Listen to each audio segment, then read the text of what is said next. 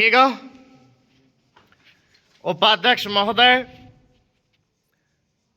Budget पर जो चर्चा चल रही है उसमें भाग लेते हुए मैं भी अपने विचार प्रकट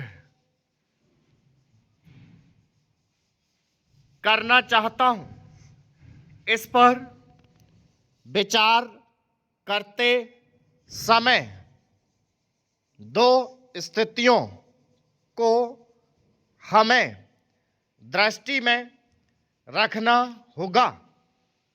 एक दृष्टि यह है कि किस स्थिति से हमारा देश गुजर रहा है, उसमें हमें क्या करना है, और दूसरी दृष्टि यह है कि भविष्य में देश को किस दिशा में ले जाना चाहते हैं।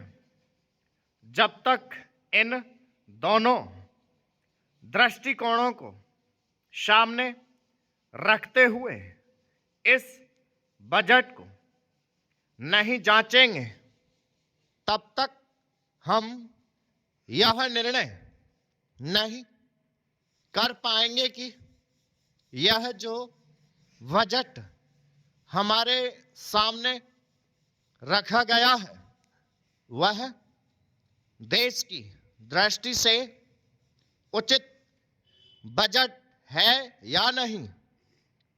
जब मैं इस समय की स्थिति को देखता हूं तो मेरे सामने देश की संकटकालीन स्थिति आ जाती है।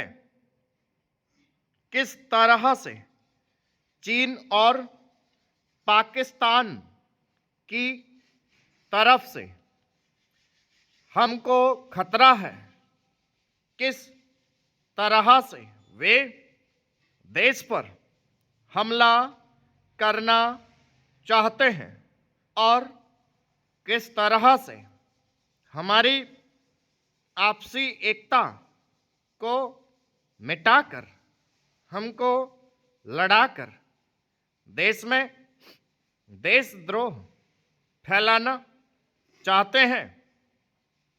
इसके साथ ही साथ जब मैं पिछले बजट को सामने रखता हूं तो मुझे यह कहना पड़ता है कि आज का बजट चाहे जिस स्थिति में भी रखा गया हो, बहुत सुंदर बजट है।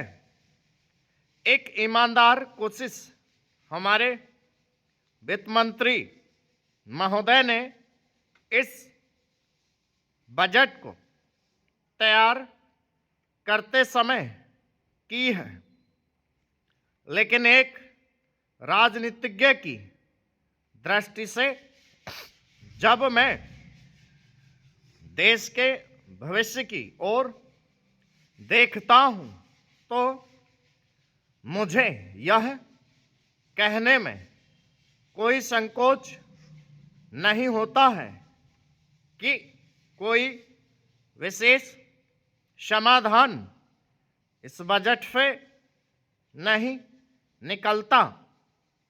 मैं जिस पार्टी से संबंध रखता हूं उसका जो उद्देश्य है उसको सामने रखते हुए मैं यह कह सकता हूं कि जो हमारे सामने आदर्श हैं वे सब आज ही पूरे नहीं हो सकते।